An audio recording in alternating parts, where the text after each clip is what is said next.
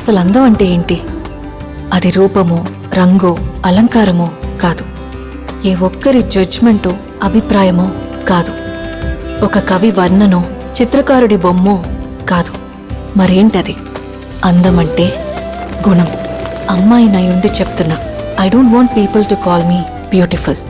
దాని బదులు నీది కష్టపడే తత్వం, నీలో కరుణ ఉంది, నీకు ధైర్యం ఎక్కువ, నువ్వు తెలివైన దానివంటే నాకు సంతోషం. Address us by our qualities. MS Subbulakshmi అంటే భక్తి, అందం కాదు. మదర్ తెరెసా అంటే కరుణ, అందం కాదు. ఐన్ ర్యాండ్ అంటే తత్వం, అందం కాదు. సరస్వతి అంటే విద్య, దుర్గా అంటే ధైర్యం, గౌరీ అంటే తపస్సు, లక్ష్మి అంటే శుభం. ఇలా ఏ దేవతనైనా ఆమె క్వాలిటీస్ కోసమే పూజిస్తారు, ఆమె అందం కోసం కాదు. నీ గుణాలే నీ సంతకమవుతాయి, నీ అందం కాదు.